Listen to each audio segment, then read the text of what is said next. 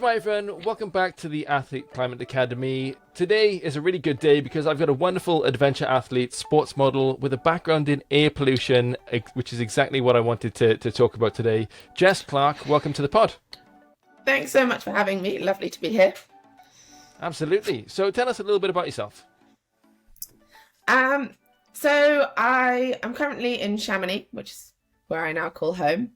I guess to start my kind of air pollution journey, I basically, a couple of years ago, probably more like 10 years ago now, I moved to Cham, a fresh graduate, and I basically just wanted to do a winter of ski touring. Fantastic place to be, and like most of the people that end up here, I fell completely in love with the place, and that soon turned into 2 years living out here. And while I was here, I found it really interesting that there were so many people talking about this air pollution problem here. And it's not something you'd typically associate with being in the Alps, which I saw as kind of this hub of nature and so beautiful. And I had so many locals complaining about the air quality problem. So I started looking into that a bit more. And as time passed, I thought, actually, I'd really like to get back into something academic. So I went back to the UK and I did a master's in public health and environment at LSHTM, basically with the hope of doing some kind of research project on the air pollution back in Chamonix. And that kind of culminated in my final project, where I carried out a health impact assessment of residential wood burning in the Arve Valley, which is kind of the whole region which Chamonix is part of. And then finishing that, which was right around good old COVID times, I came back out here, and I guess, 2 or 3 years now, I've called Chamonix home. That's super interesting. I didn't even realize that's the London School of Hygiene and Tropical Medicine, right? Yeah. I didn't even realize that it's a health crisis around the world, so that it would make sense that they would look at something like that. But I always associate them with virology and epidemiology, that kind of stuff.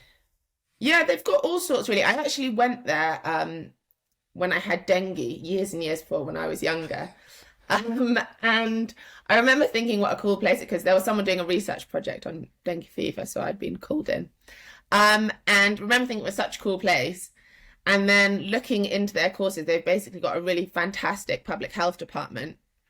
And so the way most people do their kind of further education projects, from what I've seen, is they'll have a supervisor and they will join research that's already going on. But I perhaps ambitiously, maybe foolishly, went in with my own thing and kind of just had to convince someone to be my supervisor. So lovely Rochelle Schneider, she basically specializes in mapping and GIS. She kind of reluctantly said she was taking me under her wing and supervised the project. And then, it kind of went from there. So it's not something they have loads of research on air pollution, but obviously our valley was quite niche. But it was a fantastic place, and I got so much help. It was a really amazing year. So if anyone's looking at studying public health, I would definitely recommend the course. Because you're right, I suppose that when we think of places that have air pollution, and COVID was a great example, you see places like Kathmandu that have not seen the Himalaya in years from Kathmandu, and you see places like even London and Beijing, Shanghai, these places that are Los Angeles, classically like big built-up cities that we know that have lots of air pollution. London has done better over the last few years because of a range of reasons, but we think of cities. We don't necessarily think of the mountainous environments as places to have that. Because I suppose we think of air pollution as cars mostly, and maybe power stations. Yeah, I guess it's really interesting, the kind of public perception. And I think it would be unfair for me to sit here and say that the Alps has terrible air pollution, because that's not the case at all. Some of the best air pollution in Europe is in the Alps, but it's also got kind of a series of conditions through the topography, through the weather, and various other factors that kind of aggravate what pollution there is. So Chamonix is the poster child for alpha and air pollution, and here I'm not sure if you've been, well, I know you've been, Hugh, but to your listeners, it's got these incredibly steep valley walls. So from the city itself, you see up to like the Aiguille du Midi, you can see the Mont Blanc, and it's this huge, deep valley, which is very impressive, but it basically acts as a funnel. So you've got a real concentration of anthropogenic activity in the valley, and that's the source of all the pollution. So it's us, shock, that are the big problem. And all of that pollution that we're generating is getting kind of trapped down in the bottom. And this is particularly a big problem in the winter because we get these temperature inversions. So basically it almost puts a lid on all the pollution. And so there's no vertical mixing of air and therefore pollutants. And so we keep building up more and more pollution in the valley, and we're basically increasing what we're being exposed to because we've created this kind of microclimate in the valley. And that happens all over the place. They actually have the same, so it's known as urban canyons that you get in London, where you've got the same really tall buildings. So it's quite a common phenomenon. The temperature inversions just really make it worse, and those can last just a morning, but they can go on for several days, and that's when we'll start to see this kind of, it starts as a haze, and it can actually be really beautiful in photos, and it turns into an almost thick yellow smog that you can smell, and that will be if we have a really kind of persistent cold still period in the winter. So what we're saying is that for air pollution in general, it's a catch-all term for lots of different things. It could be worldwide air pollution. It could be the size of often the size of a country or half a country in places like India. It can be the size of a city, or it can be super localized. There's a place here that in Wales where they've just knocked down a hole in this quite steep valley with a road on it that's quite busy in the mornings and in the evenings. A row of terraced houses that was the most air polluted area, I think, in all of the UK. So for the residents who lived there day in, day out, it was obviously really bad. So they relocated them. They've knocked all the houses down. Cars still go up and down it, but then that's super localized. That's what we call local air pollutants, right? Yeah, of course. I mean, the other thing that's really interesting, so kind of on the other end of the spectrum with air pollution, is as much as it can be super localized, like in these inversion periods, also it's a real transboundary problem. So it's not, if so here we're super close to Italy and also to Switzerland, and say we're generating a lot of pollution here, that, depending on the wind direction or the rest, could then become an Italian problem by this evening. And so it's something that's sometimes very localized, but also really a shared problem. We had a huge problem here. It's happened a couple of times now during the winter, but a couple of years ago it was particularly bad, where winds coming over from the Sahara have brought loads of sand to the Alps.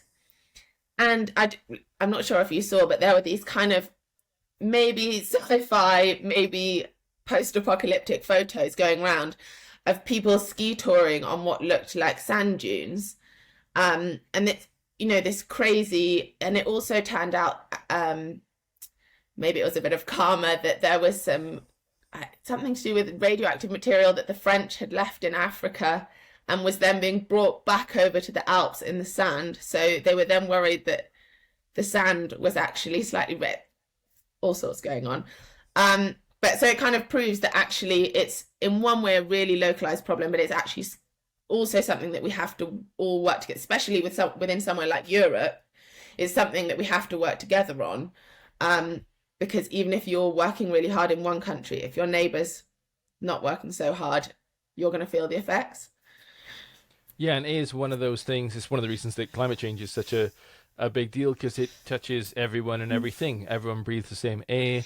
Like I say, it's transboundary, so one country can have a wildfire or can be putting out a lot of human caused or anthropogenic pollution, and that just moves along. I'm pretty sure it's India where they have the wildfires in the north, and that then all kind of moves down south.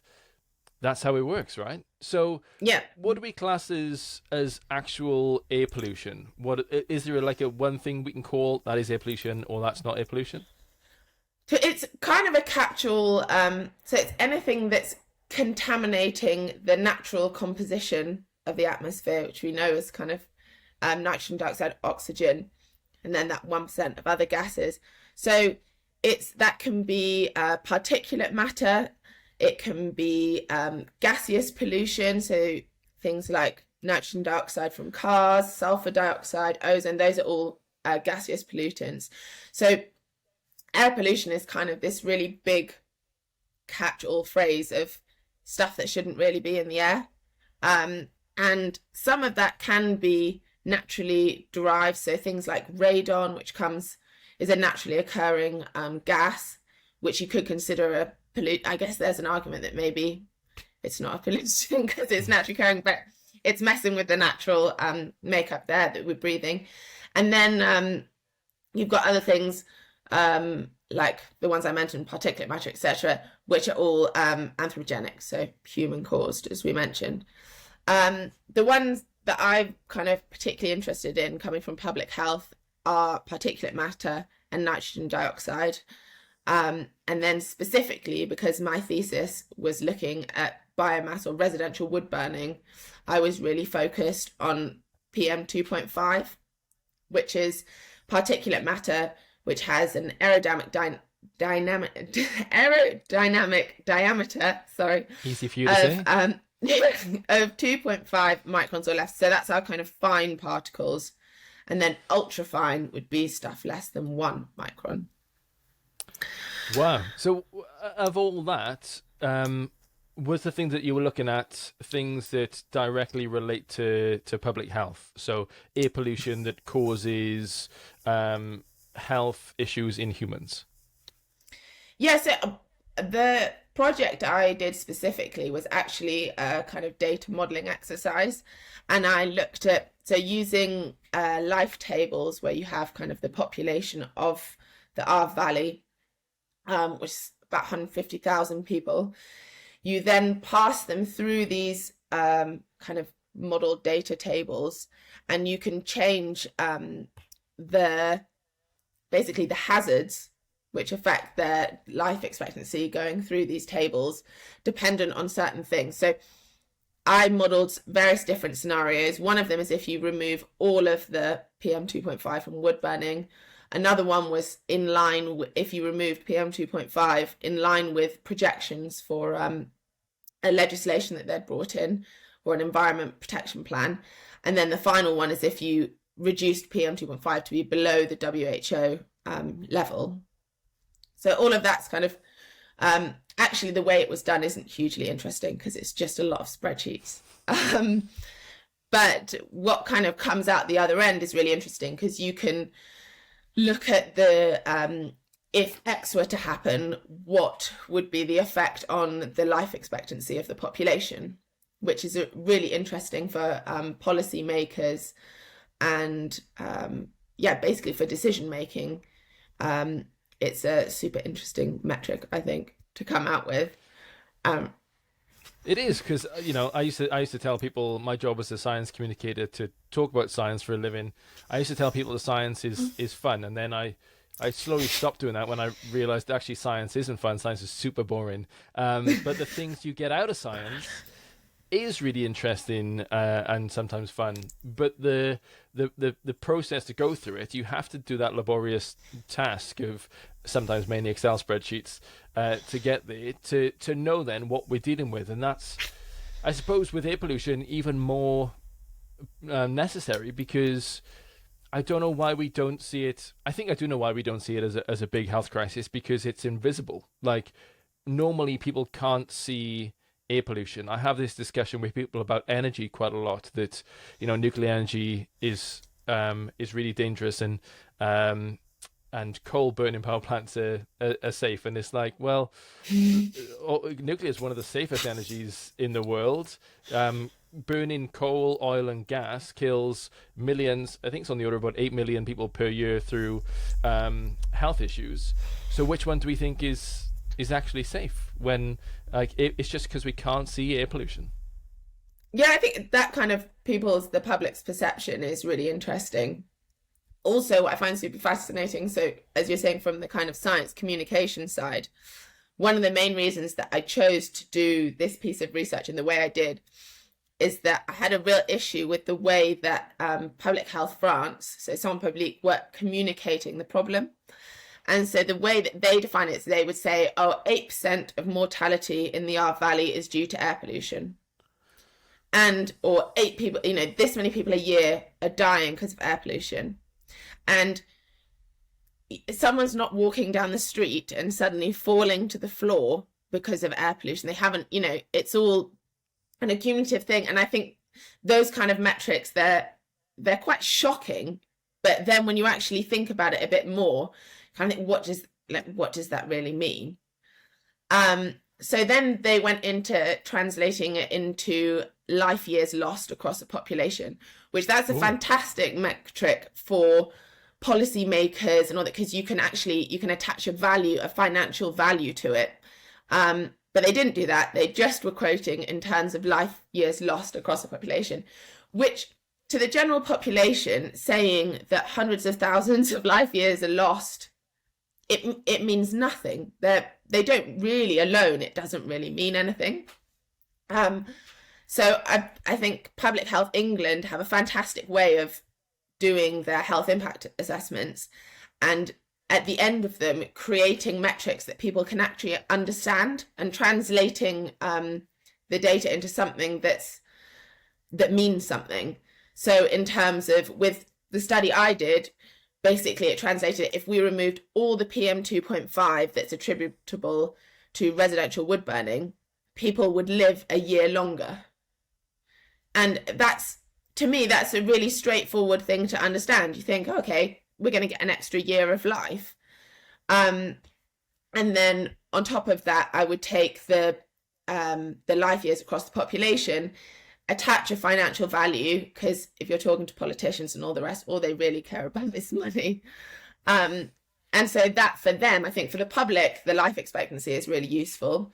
And for policymakers, the kind of financial metrics are really useful, because you can tell them, okay, you're completely justified or you should be spending at least kind of 20, 50, 100 million, whatever, because the value you've, as a government, assigned 30,000 per life year. So under your own metrics, this problem is worth this much. And that was actually a huge kind of motivation for the way that I did my project, was that I think a lot of public health research on these sorts of problems is really inadequate in how that we're translating the results. That's super interesting, because that is, again, what we come up with the climate crisis, with biodiversity loss, with plastic pollution. It's all like, my background is completely in science communication. So I'm always thinking about why people take on certain things, why people reject certain things, and those kind of ideas, I'm sure, could be spread through the climate crisis and biodiversity loss to get people to understand, well, if we lose these species, it's going to impact this much economically or this much to human health. So you're talking then about specifically wood burning, wood burners. Is that in places like the Alps and other mountainous areas? I assume there are a lot of those. We don't tend to have them so much. I live in a kind of suburban area. We don't tend to have them so much around here. But places that are more rural, harder to get to, harder to put gas lines in, is that the main cause of air pollution in places like the Alps? So Chamonix, because I obviously know the most about here, this is where I did my research, but in the Arve Valley and kind of Chamonix area, in winter specifically, because we're not all chucking our wood burners on in the summer, but in the winter, residential wood burning is actually responsible for 70% of particulate matter. So it's the main, and kind of quite standout, the main cause of pollution here, then followed by transport. Interesting, and we're kind of in a real tricky situation, because we've got, I don't know if you know, the Mont Blanc Tunnel, which is we've got 5,000 HGV lorries going through every day. And so that's really not fantastic for local air pollution. Still, despite all those lorries going through, in winter, the wood burning is actually by far the biggest cause of pollution. But as we were talking about kind of public perception before, the public's perception, so there's been some qualitative studies done here, is that the big problem is the tunnel, and people rarely address wood burning as being an issue. And I think it's for a number of reasons. I mean, one, it's a lot easier to blame any problem on someone else. So that's just kind of human nature. It's easier to say that it's someone else's fault.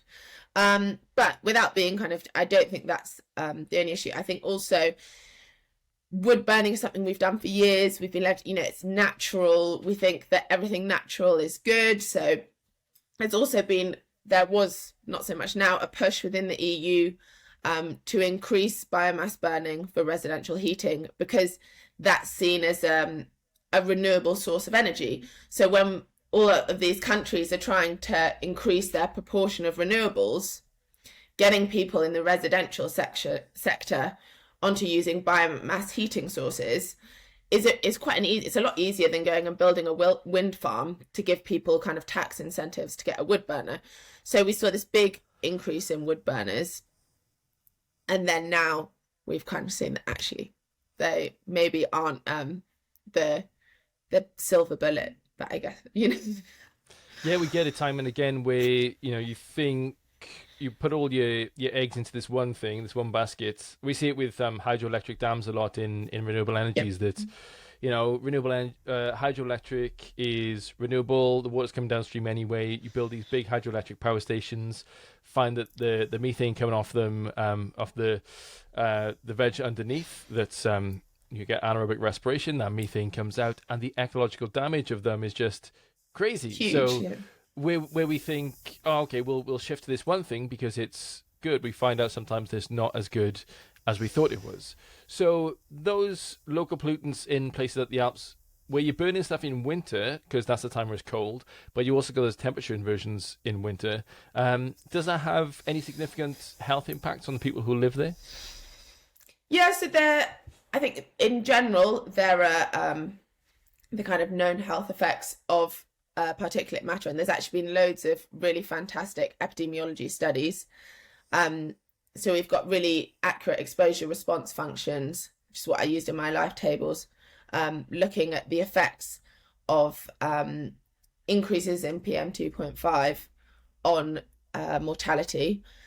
And that'll be mine. I specifically looked at all-cause mortality, or not specifically looked at all-cause mortality, but it's specifically obviously affecting your cardiorespiratory system.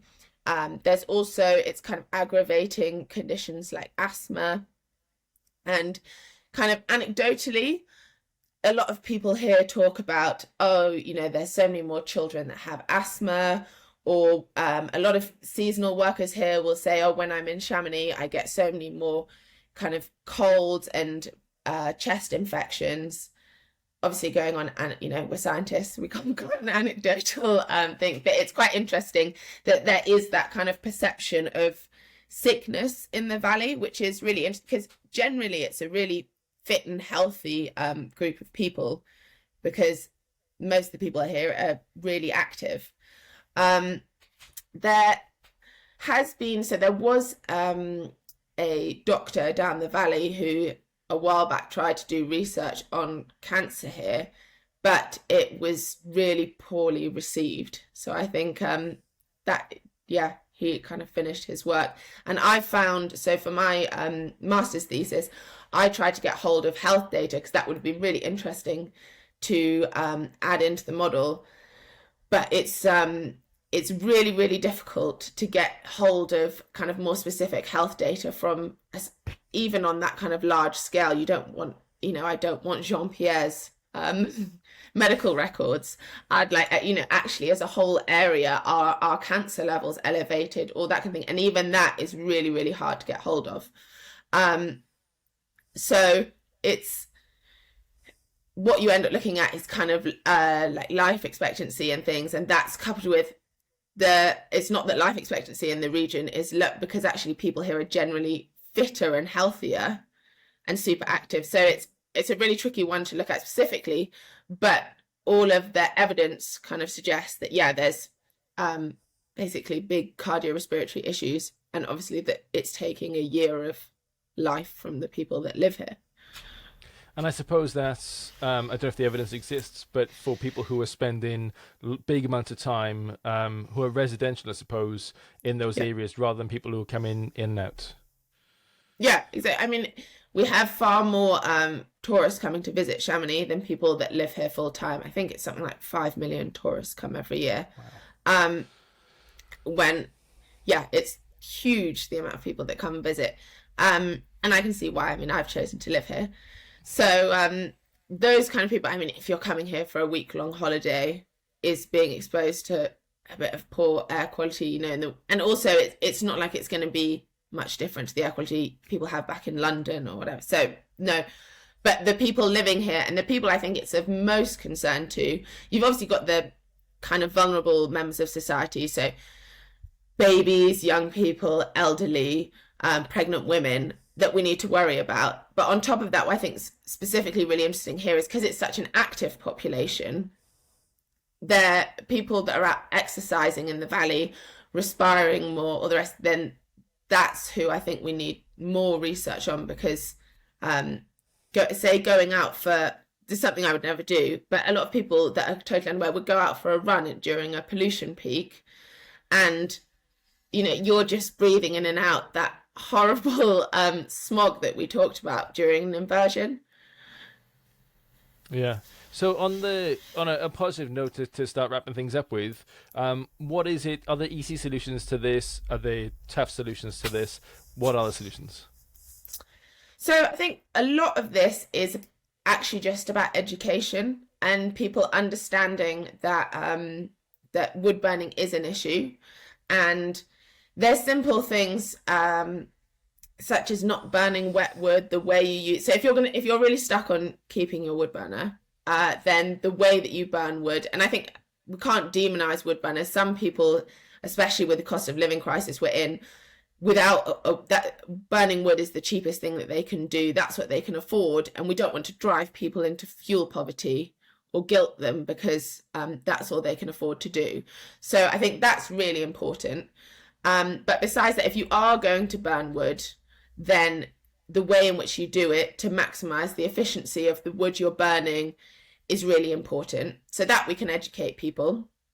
I think there has been legislation introduced. Now in the valley, it's illegal to have an open wood fire since January 2022. And there's more legislation coming in. So for new builds, any wood burners have to be of a certain level of efficiency, and the push is kind of towards only being allowed pellet burners. All of that is well and good, but I mean, the gendarmes aren't coming around knocking on people's door checking if you've got a fire. So, and even if you go into some big hotels, they've got huge open fires going. So I'm not sure how seriously the legislation is being taken. But so there's obviously the legislation angle, but that's tricky because it's in people's homes. Obviously when homes are sold or rented, it's easier to implement that kind of thing. Then there's education, just getting people to understand when it's a problem. And I think beyond that, getting people to care, because it's all well and good knowing that something's bad for you, but actually caring about it is another matter. And that's where I'm personally a huge advocate of citizen science projects. And I think it would be really fantastic to get some more projects, especially involving young people in the valley. So working with schools, there are companies like Plume, I don't know if you know them, that make these kind of individual portable air monitors. So I think stuff like that, getting kids understanding, seeing that if they're in the living room and there's a fire going, that actually the results on their monitor are through the roof. And that I think could be really powerful, because it's much easier to get younger people on board. And then beyond that, although I focus on the wood burning, I think things like transport really needs. So the Mont Blanc tunnel does really need to be looked at. there was a fire back in 1999 and the tunnel closed for a couple of years, and the air pollution was significantly better, or the air quality was significantly better. So I think that we've got often like queues of idling trucks down the valley all the way to Les Houches. So kind of a modal shift towards rail for freight transport and stuff like that. And there are incentives they're working on for kind of carpooling, or they've put in a new bike lane here, so trying to promote active transport. So there's all of those things really help. I think another really important one actually is improving the quality of the housing. So if your house is well insulated, you don't need to burn as much wood to keep it warm. It seems really straightforward, but that's a big problem here, is a lot of really old housing with inefficient wood burners, or they've just got these kind of electric heaters, which is so expensive now with the cost of electricity. So yeah, I think putting maybe more onus on landowners and landlords to upgrade the quality of the housing. They do have, sorry, I'm rambling a bit. They do have, there's been this fantastic kind of environment plan in the area called it's the Plan de Protection de l'Atmosphère, and they had the PPA 1. We've just finished the PPA 2, and they provided kind of financial incentives to upgrade the wood burners. So it wasn't means tested, and you could receive €2,000 to change out an old wood burner.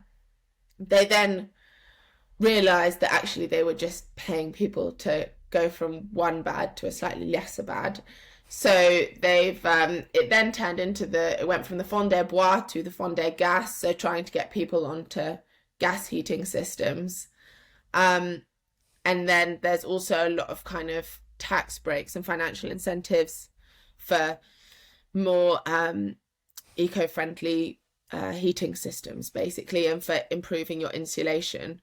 So I think a lot of that is really good, but there maybe isn't enough information about it. So, and it's really difficult. It can be really difficult to access, as with most kind of bureaucratic systems. So I think streamlining that, making it easier for people to access, letting people know about it, it's all really important stuff. So it's definitely an achievable goal to improve the air quality here. It's not impossible in any way. Yeah, and I think across the world, the thing that we can do best is, especially in democracies that are representative or supposed to be, where we vote someone in to go to the government and say, this is what we want to do, doing exactly what you're doing and speaking out, getting your education. This is what this podcast is for, is to get that education out to people and say, this is the change that we want to see. It's really difficult because it's systemic and it needs to all change. But this is what we want, and we are starting to see that change. And I could just stand here and talk to you for hours and hours, but I've asked you to sum up air pollution in 30 minutes, and you've done a really, really wonderful job. So Jess Clark, thank you so much for being on Athlete Climate Academy podcast. No problem. Thank you so much for having me. It's really lovely to chat.